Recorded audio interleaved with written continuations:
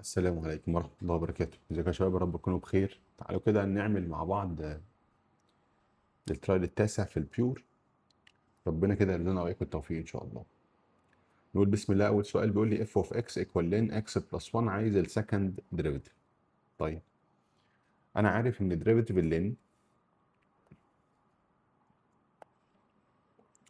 اللين أحط الفانكشن تحت والديريفيتيف بتاعها فوق. فلو جيت ظبطت دي تبقى اكس بلس 1 اول باور نيجاتيف 1. هيبقى السكند ديريفيتيف هنزل الباور واعمل نفس البراكت الباور ماينس 1 في الديريفيتيف اللي جوه، وده ملوش لازمه. طب لو رجعتها لاصلها، ادي نيجاتيف، الباور النيجاتيف هينزل تحت، هيطلع مع حضرتك بالشكل ده: نيجاتيف 1 اوفر اكس بلس 1 اول باور 2، يعني تشويس رقم A.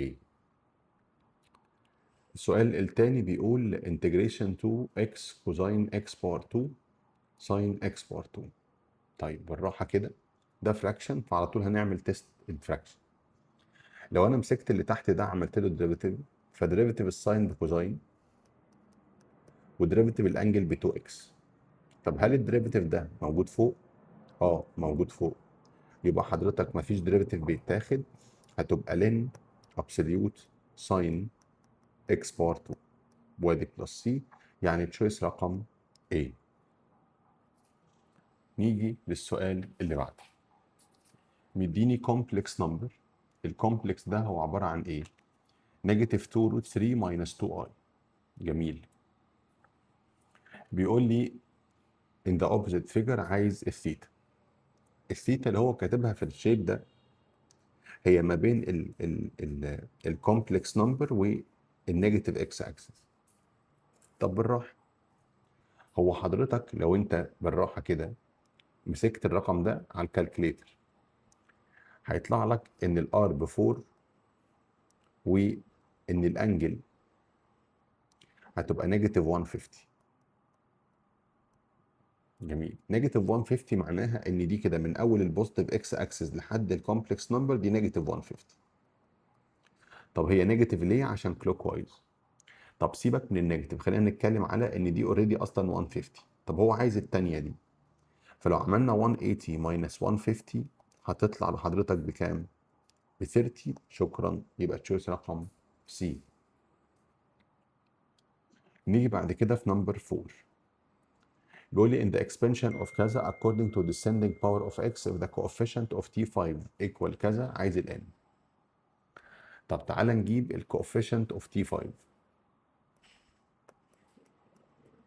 هيبقى n c4 الاولاني ياخد الديفرنس، فطبعا الكوفيشنت بتاع الفيرست هنا 1 ملوش لازمه، والتاني بياخد اللي تحت، وطبعا كوفيشنت اللي بره برضه ب 1، فكده خلاص.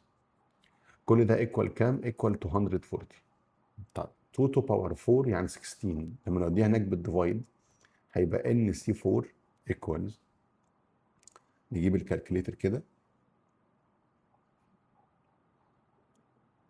هيبقى 240 ديفايدد 16 هتطلع ايكوال كام؟ ايكوال 15. تعالى انا وانت بقى نجرب هو كام سي 4 يديني 15. فلما اجرب مثلا 7 سي 4 هتطلع ب 35. طب لما اجرب 6 سي 4 تطلع ب 15. هيبقى ال n equals 6، يعني تشويس رقم B. السؤال اللي بعده بيقول لي النورم بتاع الفيكتور 20 15 10 equal k 4 و8 و6، عايز ال k. النورم هنا هيبقى روت 20 سكويرد بلس 15 سكويرد بلس 10 سكويرد. النورم الناحية التانية تبقى 4 و8 و6، هيبقى روت 20 باور 2 بلس 15 باور 2 بلس 10 باور 2، هتطلع لحضرتك 5 روت 29. الناحية التانية روت 4 باور 2 و8 باور 2 و8 باور 2 و6 باور 2، هتطلع معاك ب 2 روت 29. فلو كنسلنا ال 29 مع ال 29 خد بالك ده بينهم ايكوال وهنا في كي ها، فعلى طول ودي الكي بالديفايدد هتطلع ان الكي ب 5 اوفر 2. عندي بقى حاجه مهمه جدا لازم تاخد بالك منها. هل في فرق في السؤال ما بين الكي دي او ان انا عملتها كده هتبقى كي و4 و8 و6؟ اه، الكي لما تكون بره الماجنتيود لازم تبقى فاليو بوزيتيف، عشان كده قلت 5 اوفر 2. لكن لو هي جوه كده هتطلع معاك بوزيتيف اور نيجاتيف 5 اوفر 2. فركز الله يكرمك، شوف مكان الكي فين بالظبط، هي الكي جوه ولا الكي بره النور. يبقى كده انا عندي التشويس رقم بي. نمبر 6 عندي A B C هم 3 variables ماشي، ال C equal AB وال A plus 4B equal 64. عايز الماكسيموم فاليو لل C. طب انا عشان اجيب الماكسيموم فاليو لل C لازم اخليها unknown واحد. فلو جيت هنا وخليت ال A لوحدها هتبقى ال A equal 64 minus 4B. يعني 64 minus 4B times B يعني هتبقى 64B minus 4B power 2. لما اروح اجيب ديريفيتيف هيبقى 64 minus 8B نحطها equal 0 يبقى 8B equal 64 هتبقى ال B equal 8. فلو رجعناها هنا هيبقى الماكسيموم فاليو للسي هتبقى 64 تايم 8 minus 4 وادي 8 باور 2. 64 تايم 8 minus 4 في 8 باور 2 هتطلع معاك 256 اللي هي تشويس رقم دي. نمبر 7 بيقول لي انا عندي انتجريشن اي باور اكس كوساين اكس ساين اكس. حلو قوي. بص يا سيدي، انا كده وانا ببص على السؤال لازم ابص على التشويسز كده، لقيت فيه دبل انجل كده بص، يبقى انا هظبط بقى دنيتي الاول. ازاي؟ انا عارف ان ساين اكس كوساين اكس دي هاف ساين تو اكس، يعني الانتجريشن بتاعك هيكون انتجريشن لهاف اي باور اكس ساين تو اكس. ده الانتجريشن بتاعك. وخد بالك من الفكره دي مهمه جدا لانها اتكررت مرتين في الترايل اكزامز، مره في ترايل 7 ودي مره كمان. باينه جدا طبعا اكسبوننشال مع تريك فانكشن، فهنروح نشتغل باي بارت. هيبقى الواي هتكون هاف ساين تو اكس والدي زد هتكون اي باور اكس. هيبقى الديريفيتيف الساين تبقى كوساين والانجل تبقى 2 مع الهاف اللي بره هيكنسلوا بعض. وهنا الانتجريشن تبقى اي باور اكس هتبقى هاف اي باور اكس ساين 2 اكس ماينس انتجريشن كوزاين 2 اكس اي باور اكس. اعمل انتجريشن باي بارت تاني هتبقى الواي هي كوزاين 2 اكس والدي زد هي اي باور اكس. هيبقى الديريفيتيف بنيجاتيف 2 ساين 2 اكس والانتجريشن هتبقى اي باور اكس. هعمل دول تايمز ماينس دول انتجريشن مع بعض، يعني هيبقى الانتجريشن بتاعي هاف اي باور اكس ساين 2 اكس، وعندي بعد كده ماينس دول تايمز بعض هيبقى اي باور اكس او كوزاين 2 اكس اي باور اكس. ركز عشان دي النيجاتيف دي اللي هي دي هدخلها على الاثنين، او لو هتتلخبط تحط براكت كده وفي الاخر تدخلها، نحط براكت احسن. ادي ماينس انتجريشن هتبقى 2 نيجاتيف 2 ساين 2 اكس اي باور اكس. ادي هاف اي باور اكس ساين 2 اكس ماينس كوزاين 2 اكس اي باور اكس بلس 2 وادي انتجريشن ساين 2 اكس اي باور اكس. ركز بقى، هو حضرتك الاي اللي انت فارضها فوق هي هاف اي باور اكس ساين 2 اكس، صح؟ صح. طب وبالتالي السؤال هنا بقى، هو انا لو عملتها ملتبلاي هاف هنا عشان اخليها زي اللي فوق يبقى المفروض ازود هنا 2. ليه بعمل كده؟ عشان انا عايزك تشيل الانتجريشن ده وتحط مكانه اي، فيبقى شكلها عامل كده. هتبقى هاف اي باور اكس ساين 2 اكس ماينس كوزاين 2 اكس اي باور اكس، بعد كده بلس، المفروض دي ماينس، اسف عشان في التلاتة نيجاتيف، النيجاتيف اللي بره وادي 2 نيجاتيف بوزيتيف بوزيتيف، يبقى دي ماينس، اسف، هتبقى ماينس 4 اي، هنوديها الناحية التانية هتبقى 5 اي equals half e power x sin 2x.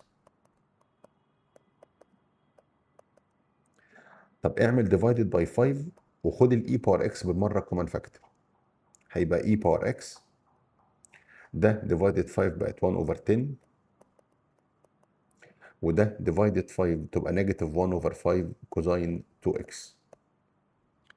لما هتبص على التشويسز هتلاقي ان هو واخد الفراكشن بره، هناخد مثلا ال 1 over 10 بره كومن مع ال e power x، هيبقى sin 2x 1 over 5 divided 1 over 10 تبقى 2 cosine 2x. دي فين بقى؟ اللي هي تشويس رقم بي. ركزوا في الفكرة دي عشان دي تاني مرة يكررها. نمبر 8 عندي فيكتور A، عايز الانجل ما بين الفيكتور A والبلين اكس واي. طيب نركز بقى، البلين اكس واي ليه ان، والان بتاعه هو الزد اكسس، وبالتالي تبقى 0 0 1، والانجل ما بين اي حاجتين مختلفتين يعني فيكتور وبلين دي علاقة مشبوهة زي ستريت لاين وبلين. فنروح نشتغل بايه؟ بالساين، يعني هكتب كده ان ساين ثيتا هتبقى ابسولوت الدوت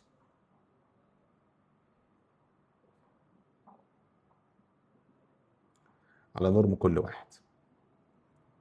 ادي الفيكتور اهو اللي هو 8 و4 روت 2 و4 روت 2 دوت 0 0 1 على نورم ده، يعني 8 باور 2 و4 روت 2 باور 2 و4 روت 2 باور 2، وهنا هتبقى 0 0 1. فوق الدوت هيديني 0 و0 و4 روت 2، تحت بقى هتبقى 8 روت 2، وطبعا ده ب 1، 1 ملوش لازمه في التايمز، فتطلع لحضرتك بكام؟ بهاف. شيفت ساين لهاف تطلع الانجل ب 30، يعني تشويس رقم A. خد بالك انا عملتها زي ما كنت بعامل الستريت لاين مع البلين. رقم 9 عندي x باور 2 بلس 2x بلس 1 all to power 6. يلا على طول التستات بتاعت البيرفكت، هتبقى روت الاولاني روت الاخير ملتبلاي 2، لو اداني اللي في النص شكرا، يبقى ناخد روت الاول والاخير والميدل ساين باور 2، وهي اصلا باور اوف كام؟ يعني كلها x بلس 1 to power 12. لو رحت جبت التي ار بلس 1 هيبقى 12 سي ار، الاولاني ياخد الديفرنس والتاني ملوش لازمه. طب هو عايز الاكس كوفيشنت اوف اكس باور 3، حاضر ناخد الباور ده نخليه ايكوال 3 فيطلع الار ب 9، يعني التي 10. هو عايز ايه؟ هو عايز الكوفيشنت بتاعه، هيبقى 12 سي 9، الاولاني الكوفيشنت الاولاني 1 ملوش لازمه، وبرده ال1 ملوش لازمه. طب لو حسبنا لحضرتك 12 سي 9 هتطلع ب 220. 220 دي يعني تشويس رقم دي. سهل السؤال ده. نمبر 10 the equation of curve y equal f of x، ومديني السكند ديريفيتيف، وقال كمان ال equation of tangent قال at negative 1 و 8 is negative 5x minus y plus 3 equal كام؟ لو رتبت الكلام صح هتفهم ايه؟ هتفهم ان هو عايز equation of curve. طب انا عشان اجيب ال equation of curve المفروض اعمل ايه؟ هعمل انتجريشن مرتين، ودام هتعمل انتجريشن مرتين لازم هتحط 2 كونستنت، فانت محتاج 2 جيفن. فين الاتنين جيفن؟ جاهزين يا فندم اهم، ادي واحد وادي التاني، ما هو ده تانجنت. يبقى بالراحه كده هنسيستم دماغنا، اول انتجريشن لما اعمل انتجريشن للسكند ديريفيتيف يديني فيرست ديريفيتيف. انتجريشن ال 6x هتبقى 3x باور 2 بلس c. اقف لحظه، هل في اي معلومه عن الفيرست ديريفيتيف؟ فين يا هندسه؟ تعالى اقول لك. انت مديك ان التانجنت نيجاتيف 5x ماينس y بلس 3، دي ايكويشن بتاعت التانجنت، وبالتالي اقدر اجيب السلوب اوف تانجنت هيكون نيجاتيف كوفيشنت اوف x على كوفيشنت اوف y، فتطلع بنيجاتيف 5.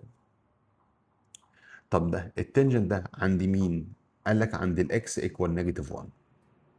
يبقى الجيفن الاولاني مع حضرتك بيقول لك ان انت عندك ان السلوب بنيجاتيف 5 عند الاكس ايكوال نيجاتيف 1. تعالى هنا، هيبقى السلوب اللي هو دي واي اوفر دي اكس، وادي الاكس بنيجاتيف 1، يعني نيجاتيف 5 ايكوال 3 بلس سي، يعني السي ايكوال نيجاتيف 8. يعني معنى كده ان الفيرست ديريفيتيف 3x باور 2 ماينس 8. هعمل انتجريشن تاني عشان اجيب الكيرف الاصلي. هيبقى y ايكوال الباور بلس 1 على الباور الجديد ماينس 8x بلس دي. محتاج جيفن، فين الجيفن؟ البوينت. الواي ب 8 والاكس بنيجاتيف 1، هيطلع ان الدي ايكوال 1. يعني الكيرف نفسه x باور 3 ماينس 8x بلس 1. طب ده فين؟ ده فين؟ ده فين؟ ده فين؟ ده فين؟ ده اول تشويس اهو. نمبر 11. The sign of the angle that the plane كذا makes with the positive direction of x axis. وخد بالك هو عايز الساين مع الاكس اكسس. ماشي. طب ما احنا ممكن نعملها حاجه لطيفه قوي. زي ما عملنا البلين هنعمل الاكسس. هروح اجيب فيكتور في direction of x axis، وبالتالي هسميه فيكتور A مثلا. طب ليه فيكتور I؟ اللي هو 1 و0 0، والN بتاعت البلين هي 4 و3 و12. وعشان ده فيكتور مع بلين يبقى ساين الدوت هنا ما بين ده وده هيبقى 1 تايمز 4، وطبعا 0 0 على نورمال اي اللي هي 1، وال1 ملوش لازمه، ونورمال ان اللي هي 4 باور 2 و3 باور 2 و12 باور 2. هتطلع 4 اوفر 13، والباشمهندس خلص. شكرا. كده انا جبت له الساين وجبته كله تمام. السؤال اللي بعده عندي رقم 12 بيقول الكومبلكس نمبر كذا، عايز الكونجوجيت لزد تو باور 3 في الاكسبوننشال. سهل، اضرب دي كالكليتر. انا لو رحت كده، خد بالك بس عشان الكالكليتر اللي عندي مختلف عن اللي عندك شويه. انا هيبقى 1 بلس 3i اوفر 2 بلس i. هيطلع ان الزد ده هو 1 بلس i. طب انا لو مسكت ال 1 بلس i دي عملتها باور 3، هتطلع لحضرتك نيجاتيف 2 بلس 2i. طب لو جبت لها الكونجيجيت هغير الساين بتاعت الاي بس. طب لو جبت الار والثيتا، الار هنا هتبقى 2 روت 2. طب والثيتا هتطلع معاك بنيجاتيف 135 اللي هي نيجاتيف 3 باي اوفر 4. دور بقى كده معايا على 2 روت 2، والاكسبوننشال هتبقى بالشكل ده اهي. لما هتدور عليها هتلاقيها تشويس رقم دي. سهل برضو. رقم 13 بيقول لك اللاين كذا بارلل للبلين كذا، دي علاقه مشبوهه. فالبارلل معناها ان الدوت ايكوال 0 بتتقلب. بس الستريت لاين ده محتاج يتظبط لاكس اوفر 1، ودي ديفايدد باي 3 تبقى واي over 1 over 3 و z over 1 over a. هيبقى الدايركشن 1 1 over 3 و 1 over a.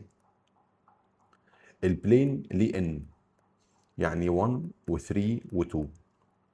لو رحنا عملنا الدوت ايكوال 0 1 times 1 1 over 3 times 3 و 1 over a times 2 يعني 1 و 1 و 2 over a. هيبقى 2 over a equals negative 2 بالكروس هتطلع ال a equal negative 1 يعني تشويس رقم D. رقم 14 ده جراف للسكند ديريفيتيف عايز الكونفكس اب. لو طلب حاجه ريليتد بالجراف نفسه يبقى فوق الاكس اكسس بالبوزيتيف تحت الاكس اكسس بالنيجاتيف. يعني سيادتك كده تقعد تلعب اهو ده كده بوزيتيف ده كده كل ده عشان تحت الاكس اكسس نيجاتيف الحته دي بوزيتيف الحته دي نيجاتيف الحته دي بوزيتيف. يعني النمبر لاين اللطيف الانترسكشن هنا مع الاكس اكسس عند نيجاتيف 2 و1 و2 و3 نيجاتيف 2 و1 و2 و3. هنا كان فوق هنا كان تحت بعد كده فوق بعد كده تحت بعد كده فوق. ده كده الاف دبل داش. هيبقى الفانكشن نفسها دي كونفكس داون ودي اب ودي داون ودي اب ودي داون. هو عايز الكونفكس اب. هقول له والله الكونفكس اب عندك من نيجاتيف الكونفكس اب من نيجاتيف 2 ل 1 وعندي كمان من 2 ل 3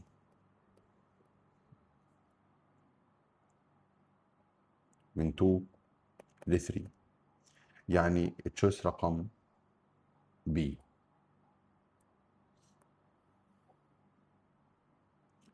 السؤال اللي بعده يديني فانكشن وبيقول ان الفانكشن دي السكند ديريفيتيف بتاعها عند 7 over 6 plus 4m equal 2.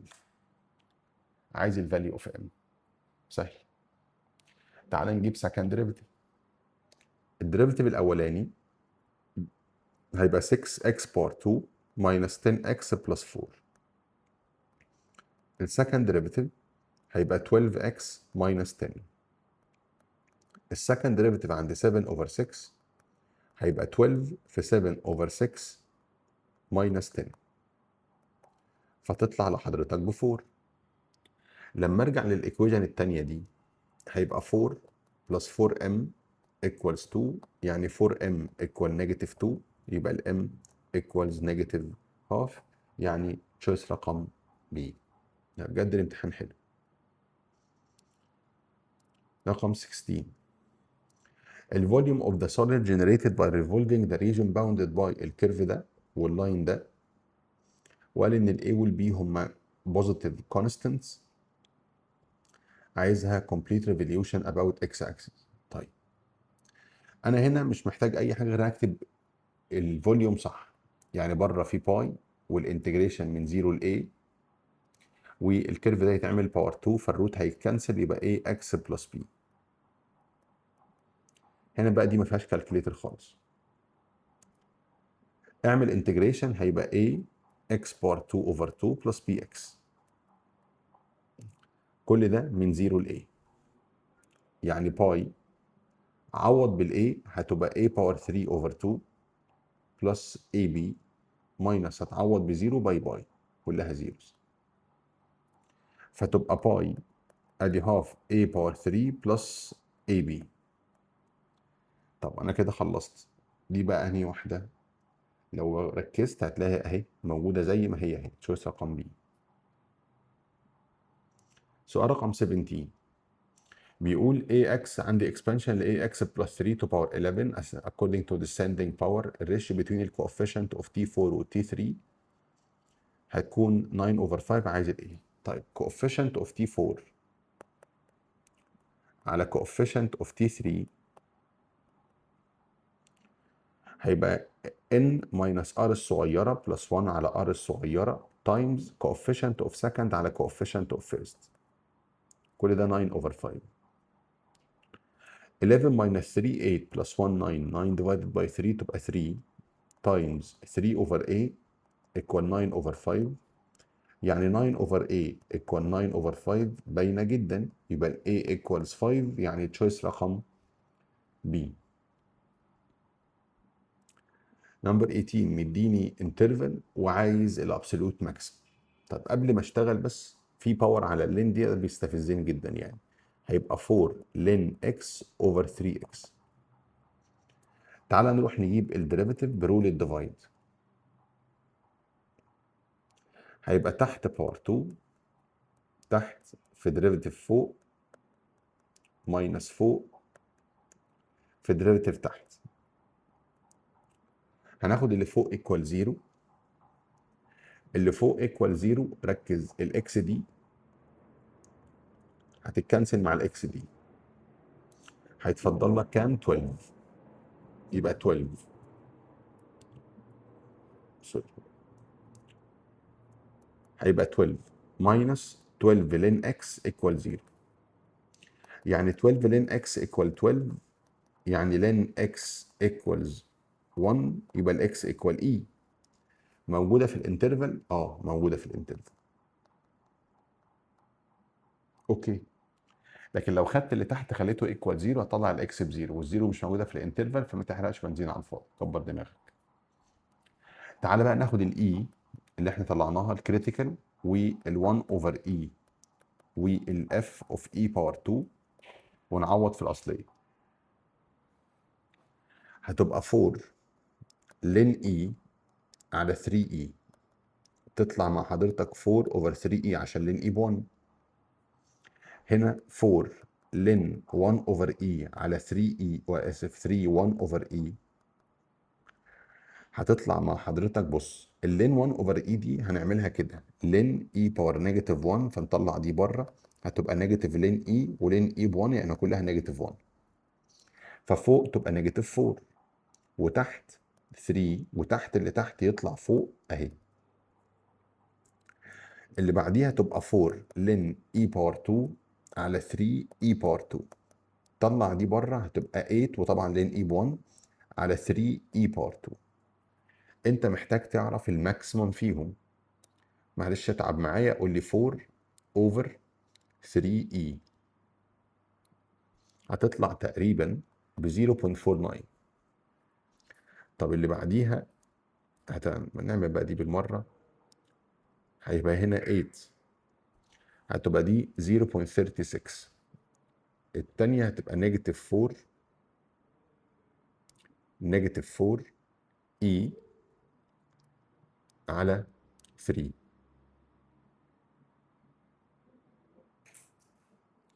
هتطلع بنيجاتيف 3.6. اكبر فاليو فيهم هي اول واحده 4 اوفر 3 اي اللي هي تشويس رقم A. نيجي بقى للاكسي. وخد بالك لتالت مره او رابع مره اقول لك ان الاوميجا بتيجي اسي فما ينفعش تسيبها على الكالكليتر وتشتغلها بالكالكليتر. هو مديك اوبشن كده بيقول ايه؟ بيقول ان انا عندي 1 بلس اوميجا سكويرد بلس 2 اوميجا بلس 1 بلس اوميجا. ماشي جميل قوي، عايز اثبت ان هي كلها 2. طب ما نمسك البراكت الاولاني كده. انا عارف ان ال1 بلس اوميجا سكويرد هتبقى نيجاتيف اوميجا كلها تو باور 3 ان. نيجاتيف اوميجا بلس 2 اوميجا هيبقى اوميجا بس. والاوميجا باور 3 ان الباور ده ديفيزبل باي 3 يعني ينفع تعمل ديفايدد باي 3 فتطلع معايا ب 1. ده كده البراكت الاولاني. البراكت الثاني 1 بلس اوميجا هيديني نيجاتيف اوميجا سكويرد، وفي اصلا 2 اوميجا سكويرد هيبقى اوميجا سكويرد تو باور 3 ان يعني كلها اوميجا باور 6 ان. والباور ده ينفع يتعمل ديفايدد باي 3 فالسمبلست فورم بتاعتها كام؟ تبقى 1. يبقى 1 بلس 1 ايكوال 2. كده انا جبت الرايت هاند سايد. سهل قوي. اخر سؤال بقى بيقول لي ايه؟ انا عندي مان stand at 25 meter of the base of tower with height 100 meter. يعني عندي تاور 100 متر وفي راجل واقف at a distance 25 متر من البيس. بيقول الاليفيشن انجل body بيقع بconstant speed 3 meter per second. عايز ال rate of change of elevation angle of the body when the body at height 25 meter from the base of tower. طيب واحنا متفقين دايما في related time rates دايما الحاجه اللي بتيجي بعد كلمه when بعوض بيها بعد الديريفيتيف. طيب جميل. بص يا سيدي، هو البادي ده هيقع هنا، يعني الهايت ده هيقل، فانا هسميه واي، وبالتالي يبقى ريت الواي هي السبيد بتاعت البادي. بس خد بالك الهايت ده بيقل، وبالتالي يبقى نيجاتيف 3 متر بير سكند. فعشان اجيب الانجل، اسف، ريت الانجل، محتاج ريليشن تربط لي الجيفنز دي ببعض. فانت معاك هنا اوبوزيت وده ادجيسنت، فتقول لي والله يبقى التان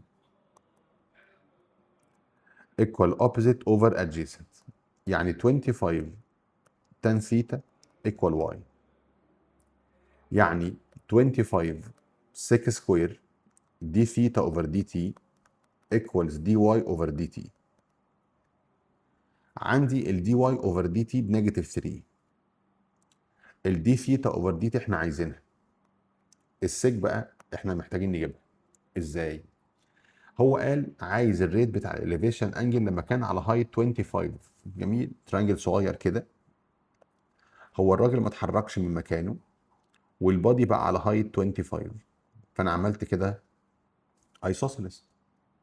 يعني الانجل دي بقت كام دلوقتي؟ 45. يعني اكتب كده والله سيك باور 2 45.